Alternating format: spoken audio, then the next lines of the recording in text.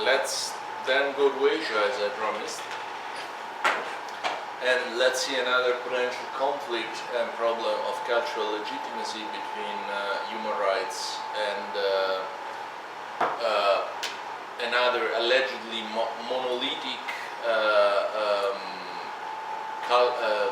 universal value that sometimes is so-called the Asian one. I mean, the first thing perhaps one should say about this idea of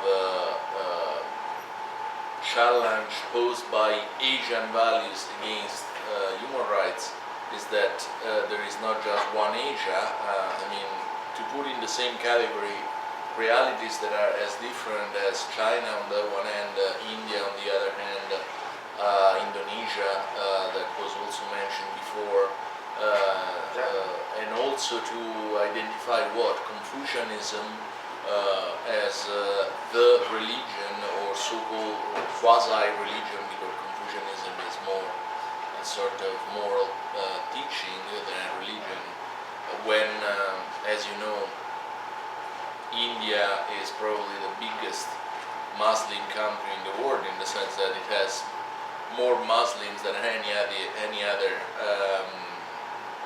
country in the world, including of course Saudi Arabia and the others, is a little bit tricky. But still, to the extent in which there was a debate on the relation between Asian values, Asian in general, and human rights, I think it's important to say something about that as well. I have always found this paper by Xiaorong Li, another expat, not accidentally, perhaps one of the things I should say is that I have my own views, of course, on the relation between human rights and these two potential challenges, and I've selected the people I like most, given my intuitions, of course, so you should be alerted that I'm not giving you the accepted and revealed truth about this matter, but I'm simply backing my intuitions with people who know more than me about this stuff. So, given this general premise, I think that Xiaorong Li makes an excellent work in first clarifying precisely what we mean by human value, Asian values or Asian view, or things like that, and then to, once she has articulated this amorphous Asian set of values into at least 4 major components, she has a reply for 3 of them mainly, although she makes an interesting point also about the first one. Okay, so when Xiaorong Li talks about Asian values, she tries to appeal to official documents. For example, the white paper issued by China at the very beginning of the period that led to the great economic growth that has now, 20 years, almost 30 years later, the first reform and introduction of market economy in China, to the point of having China as one of the 2 major economic power, if not now the the largest and strongest economy on the planet. So this white paper contains the official take of the Communist Party on this business of human rights. The other official declarations she takes are from President Liu in Singapore. Singapore is an interesting case study because it's almost a dictatorship, but with fantastic as well economic numbers. So this idea of purely meritocratic society, open to free market, but with a questionable record of democratic standards being met, because there is only one party that has election now and then, but through certain expedients it manages to remain in power and have the kind of consensus moving from 60% to 80%. We used to say a few years ago in Europe it's a Bulgarian democracy, to say that it has a lot of consensus, but there is no liberal check on what happens within the society. Okay, so it's not that Caranti went and made interviews with Asian people. I mean, since she thinks that Asian values are pretty much the expression of Asian elites, she took the official documents issued by Asian elites when relevant to this business of human rights. So what are Asian values? She thinks that this can be articulated in four major theses.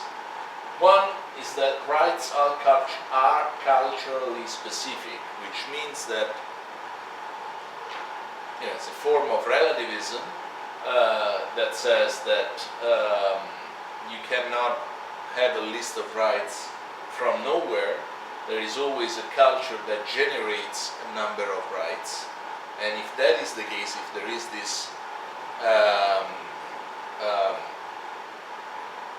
relation of generation, one culture generating a certain number of rights, it doesn't make sense to take the rights generated by one specific culture and apply it ipso facto to a different cultural context. The second thesis that makes this universal value, often referred to as Asian values, is that the community has priority over the individual. So if the rights of the individual have to be sacrificed for the well-being and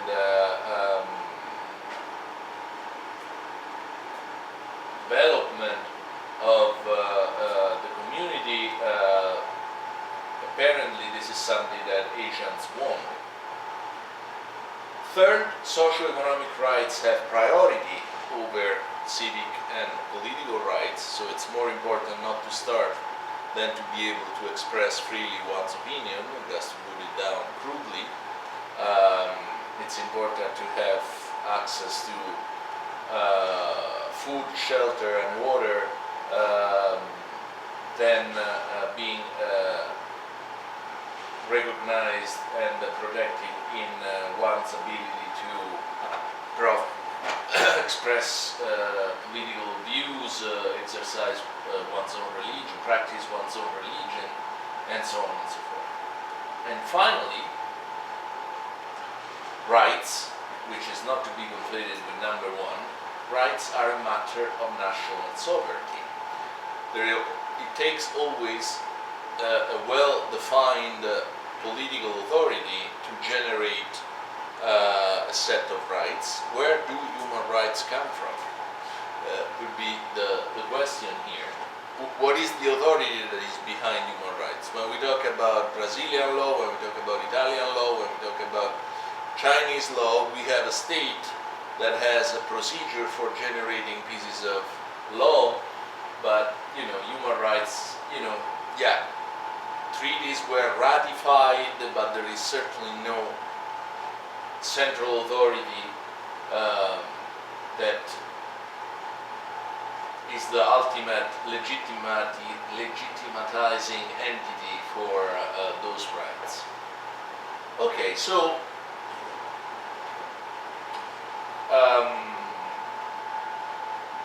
she makes, as I said, reference to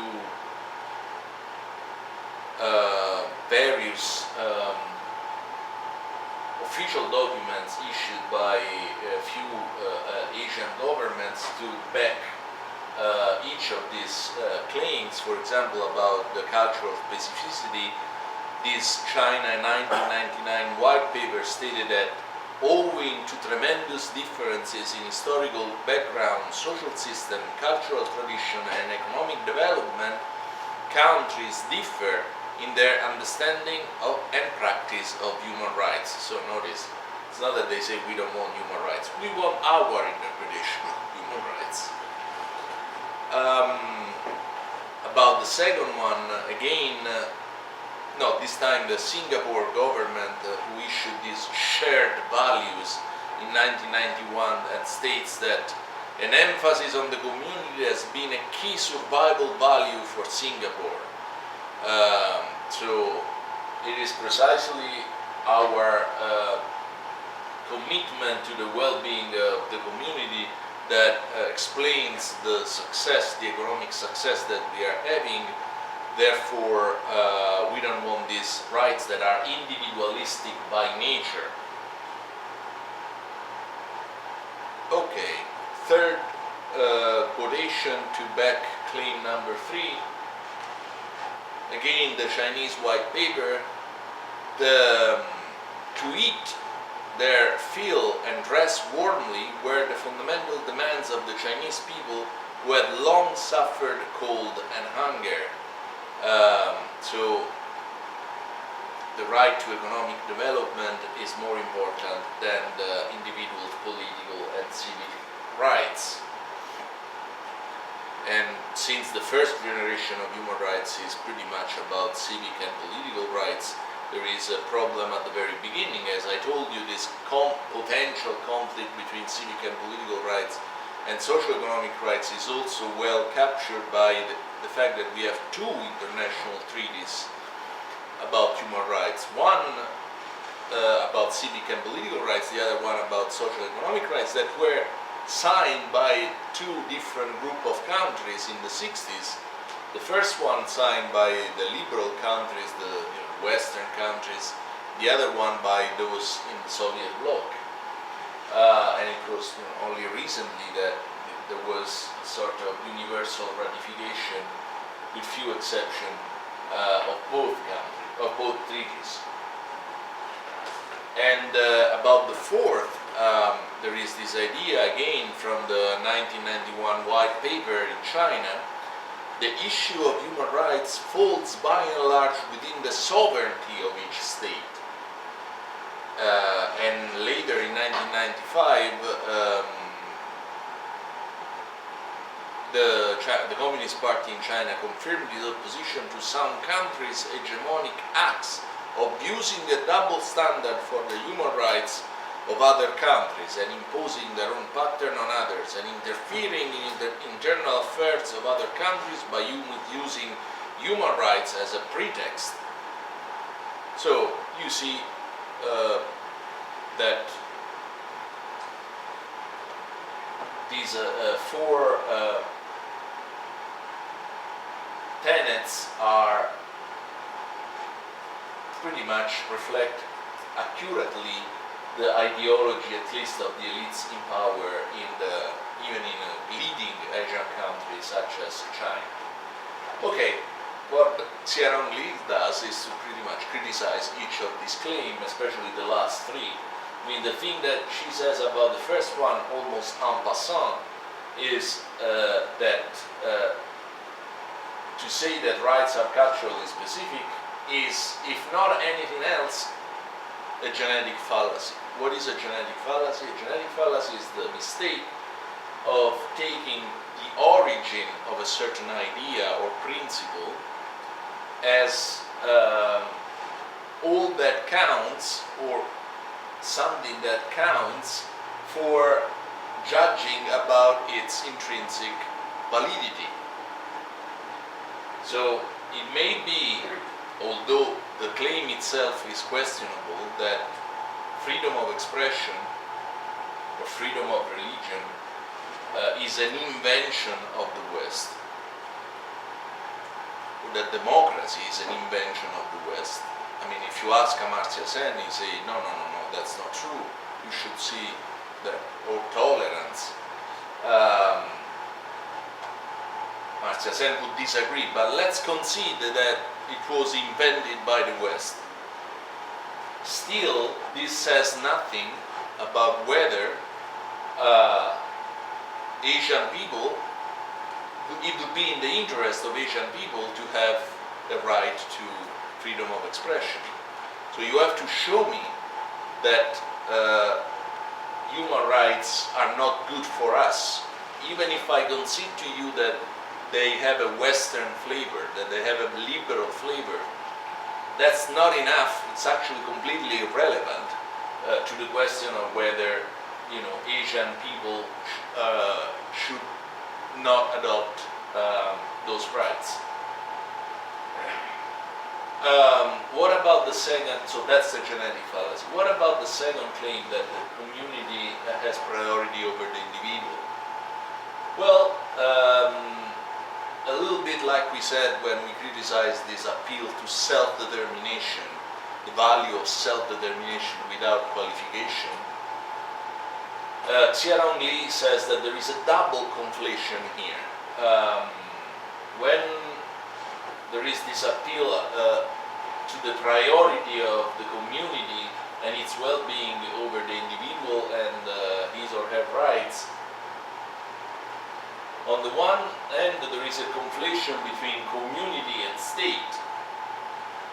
So what the claim is usually meant to do is to say that the state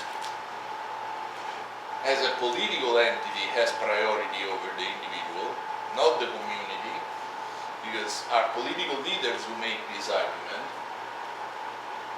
But it's not really about, you know, whether one is to sacrifice for some, at least, of its rights for the sake of other people who are around him in the community he or she lives in, but it's really the sacrificing of one's rights, one's individual rights for what the state says, to comply with what the state says. And that could be the first conflation, but the worst conflation is perhaps the conflation between state and present government. So in appealing to this,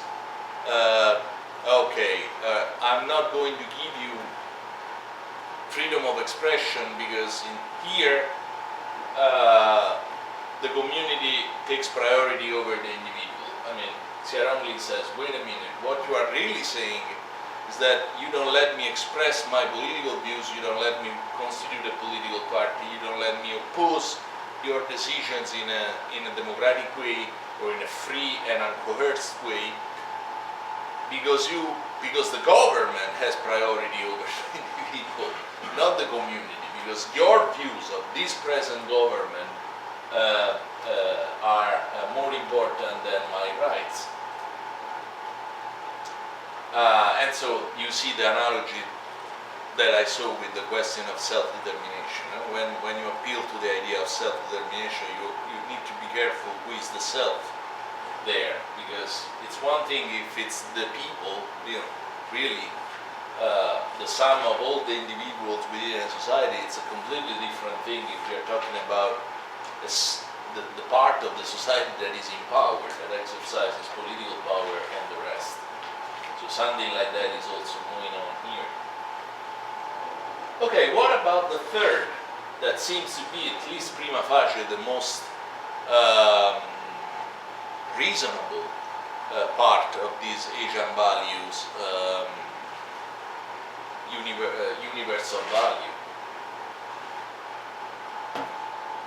It is true that, you know, it's more urgent to avoid starvation than you know, to be able to print a paper that criticizes the government. So what is the problem that Caranti Li sees about this third component? Well, of course, it's a false dilemma.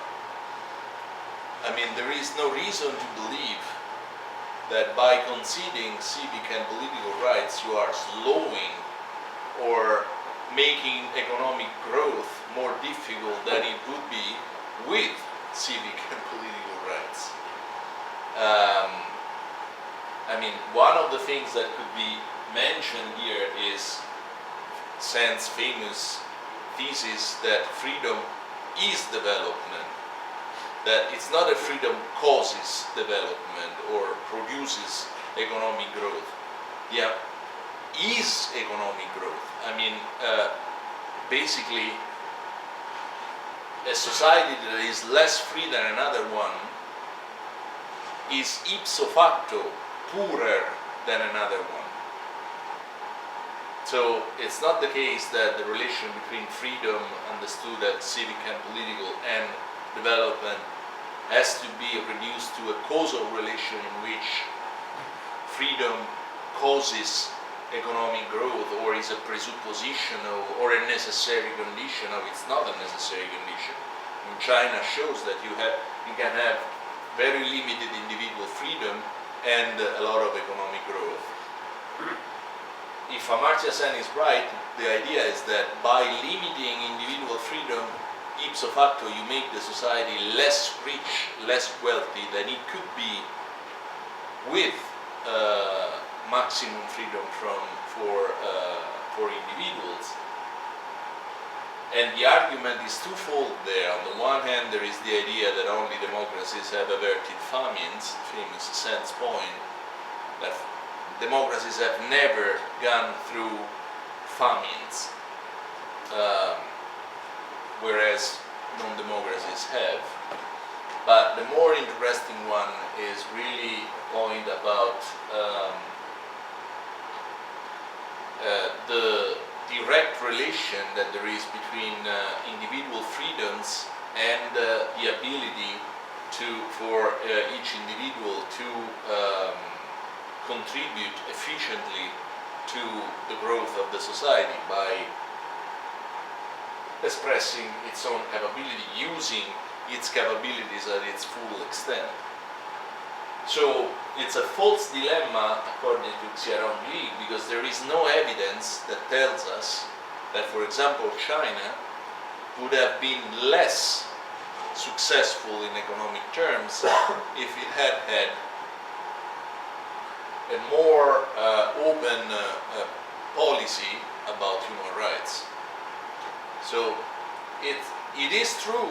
I mean, what China shows is that you can have a lot of economic growth without individual freedoms. That's hard to deny. They have been without full freedom in civic and political rights. They have had, of course, rights to private property, they have rights to contract law, to business, to enterprise, and so on and so forth, but as we know, they don't have the same internet that we have. They don't have different political parties. They don't have elections. So they don't have civic and political rights, quite simply. And nonetheless, they have become the most powerful country in the world in economic terms.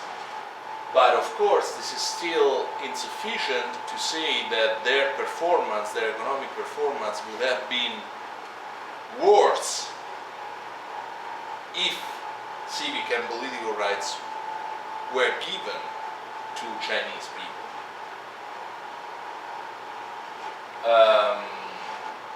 So that's what Caranti has to say about this idea that socio-economic rights have priority over civic and political ones, which is a claim that, of course, the Asian Value official uses to say the whole orientation of the human rights documents that seem to give priority to what Amnesty International cares about, right? Amnesty International, it's unusual that makes a complaint or a public campaign because people are poor.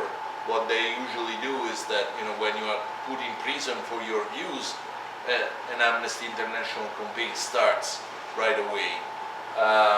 So in a sense, it is true that there is a kind of leaning in favor of what are usually called negative rights in the human rights domain, or at least it is true that is it true?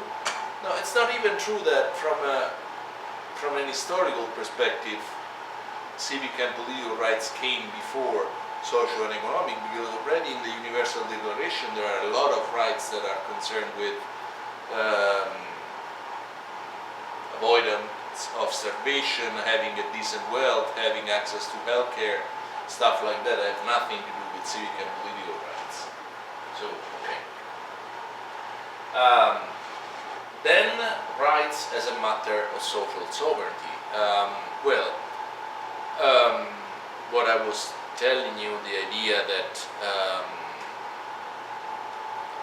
it always takes a well-defined political authority to issue a body of law, and in the case of human rights, it's not clear what this political authority could be, short of universal government as we are. Well, I guess that here views may legitimately vary depending on whether you are a cosmopolitan or a state-centered theoretician, but among the many things one could say, and perhaps here Ignatieff is an author that we might want to use, is that it is not true that the authority of rights always presupposes a political entity such as the state, and that the most human rights can hope for is to become part of the international law with all the problems that we know about international law. There are still juries to believe that international law is not different than morality, which and by that they mean that counts nothing. If there is no sanctionary power behind the law, yeah, we can discuss because it's fascinating, but we are not talking about rights. I mean, there is some truth to that idea, of course, but as Ignatieff says, we would be careful because there is an intrinsic revolutionary power even in a declaration. So, as long as you accept this declaration, you ratify a treaty, and as long as you sign this declaration, then you commit yourself to a certain number of consequences. So, in the case of the post-colonial movement, the anti-colonial movement, it was precisely the fact that the colonial powers had signed the Universal Declaration that entitled colonies to say, well, wait a minute, you signed a declaration that says that each people has the right to self-determination. So, at this point, please go away, because you don't say that we are the same thing. You are here as a dominant power, and I want to get independence. And of course, in addition, the power of rights also depends on the kind of consensus that they have in the global public conscience, as it's sometimes called. It's not just a question of, is there a policeman who can go there and ensure that that human right is enforced?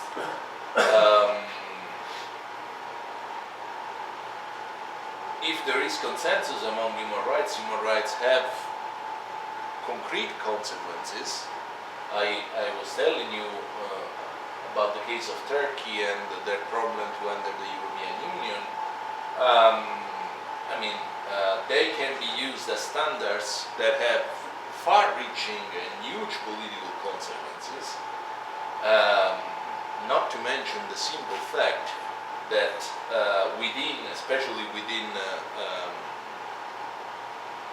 international governmental associations such as the European Union, they can be transformed into pieces of international law that is valid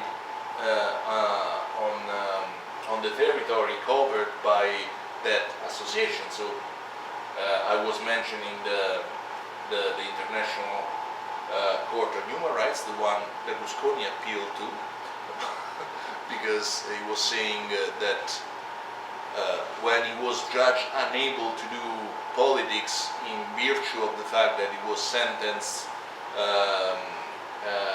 for not paying taxes in one of his companies, he said that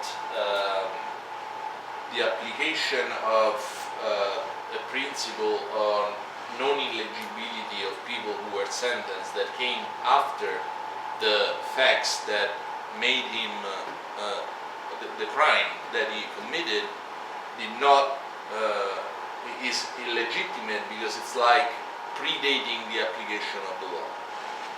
And so he made an appeal, and nobody knows what's going to happen.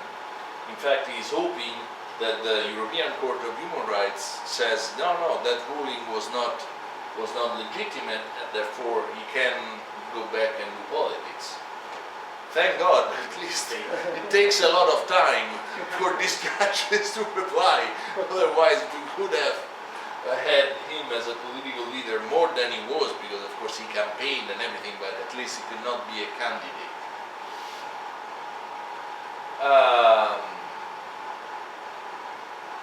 So why did I talk about Berlusconi? Oh, okay, just to, it's a paradoxical case, but it's hard to say that in the contemporary world human rights do not have practical consequences simply because there is no world government around in the world.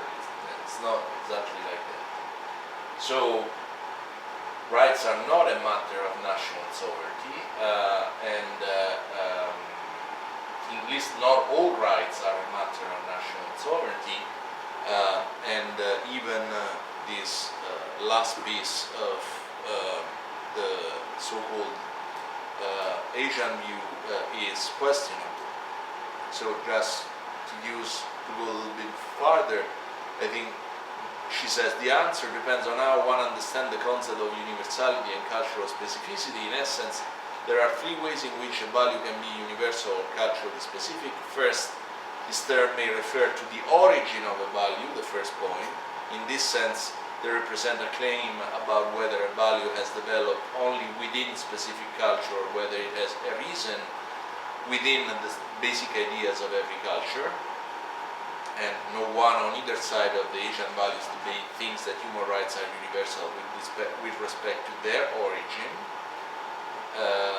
Second, a value may be culturally specific or universal with respect to its prospect for effective, immediate implementation. That is, a value may find favorable condition for its implementation only within certain cultures, or it may find such condition everywhere in the world. So when we say human rights are universal, we may mean this problem of how likely are they to be implemented only here or everywhere. And third, a value may be understood as culturally specific by people who think it is valid only within certain culture, which is a further point. And according to this understanding, a value can be explained or defended only by appealing to assumptions already accepted by a given culture. In cultures that do not share this assumption, the validity of such a value will become questionable. Now, you see here about this third point, this takes us back to the point that was making An-Nahim. An-Nahim would agree with this last point. A right can be, in a certain sense, valid or perhaps prone to implementation only if it is in line with the culture of the context in which it is to be applied. And I think that also Caranti agrees with this general idea of, let's call it, cultural universality. You have to show that human rights are not at odds with the culture and shared beliefs of a certain cultural context. Otherwise, they perhaps are not the human rights you want, are not the right list. So we go back to the point I tried to make since the very beginning. A fascinating feature of the philosophy of human rights is that you are obliged not to philosophize from nowhere, but at the same time you don't want to fall prey of these superficial commonplaces about Asian values or the intrinsic incompatibility between Islam and human rights, and you want to dig a little bit deeper into this alleged incompatibility, because many of them, such as in this case, seem to be grounded on interested interpretation of certain cultural traits that is not so difficult to unmask after all. Okay, so let me ask you whether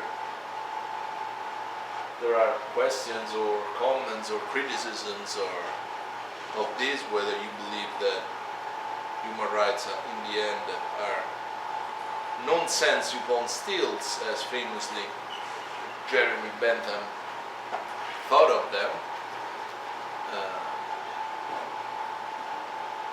Otherwise, I think that, what time is it? Well, it's a little bit before 12, but I guess that we can also, yeah? I have a kind of general question. Okay? Sure. So we saw this morning that we have Asian values, let's say Islamic world and the West.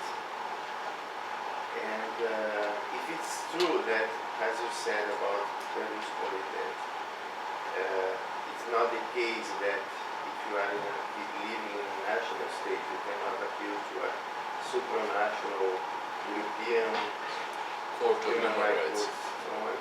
It's also true that the states are in a kind of state of nature among them, or these supranational organizations, let's say, or these couple of Asian countries, Islamic countries, and so on.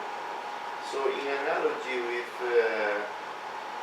why you need to go out of the state of nature and to institute a state to protect the rights, is it not the case that we need today a better world governance, either by reforming in a very substantial way the UN, or to think about a kind of, not a global state in the sense of a kind of imperialistic state, but a world state? Yeah, I mean, if you agree that the human rights are binding, yeah, normative, strong. Yeah. You ask a big question, of course, and as you know, a very Kantian one, because Kant, sometimes likes the world government, sometimes says oh my God, the world government is just one step away from the universal dictatorship, and we don't want to run this risk, so it's better to go with the surrogate of the International Federation. But your interesting question is whether human rights need world government, or perhaps a different international law. Well, to the first question, I'm tempted to say that they have already proven that they can live also without a world government. After all, they're pretty old now. They're 70 years old. They're not as old as the Magna Carta, but it's not an acquisition of yesterday. And as I said repeatedly, they have already shown to be able to produce political consequences, not as much as we would like them to do. So if the question is, should we have stronger, more developed, more or spread also in other parts of the world, international organizations that make human rights part of their constitutional credo, of course. I think that human rights would be much better protected if something like the European Union would be characterizing also parts of the rest of the world. And so do we need more international law and more international governmental or perhaps also non-governmental organization? Yes.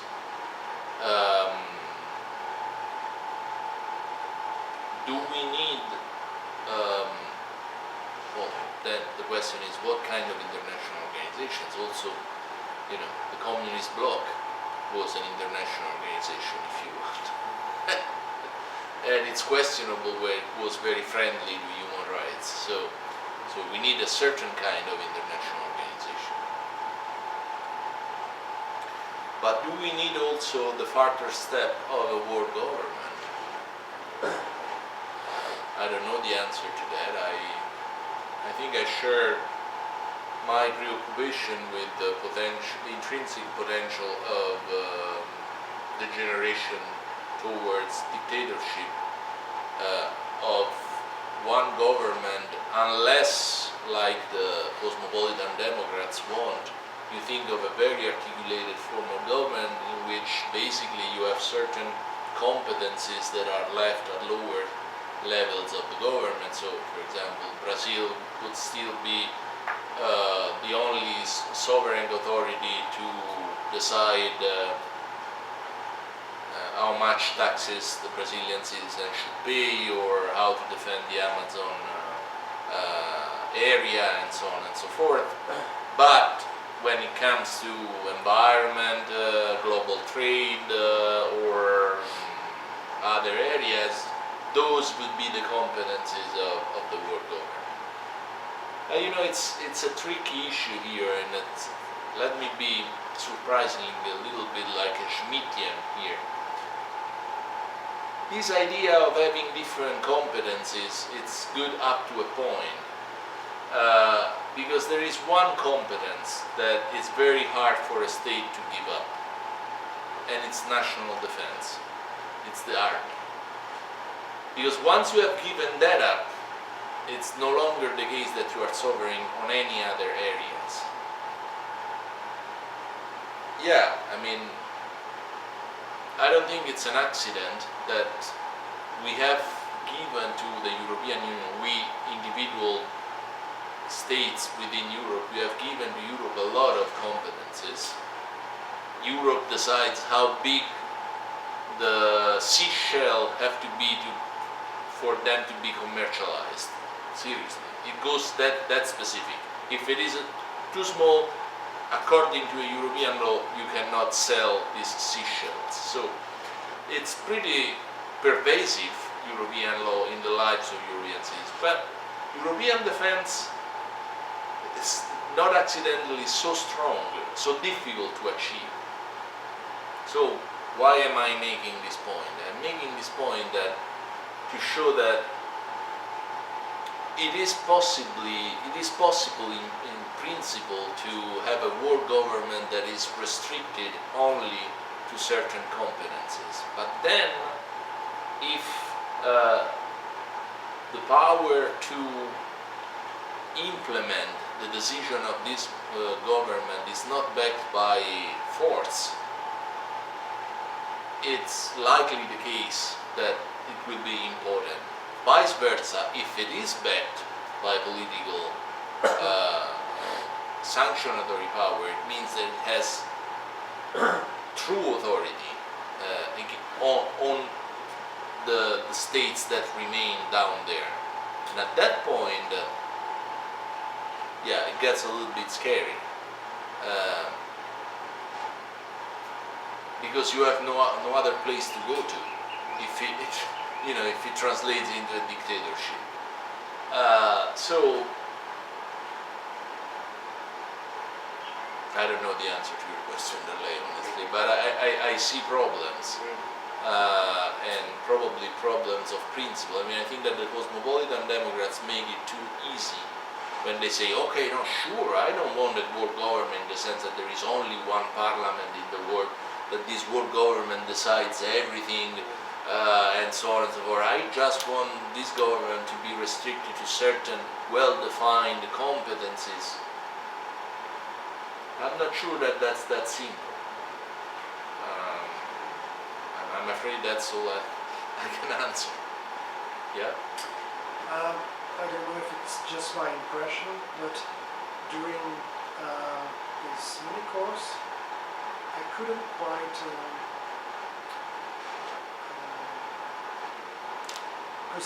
notice any sort of theory that could deal properly with some more recent phenomena, world phenomena, especially environmental crisis. And to my mind, I think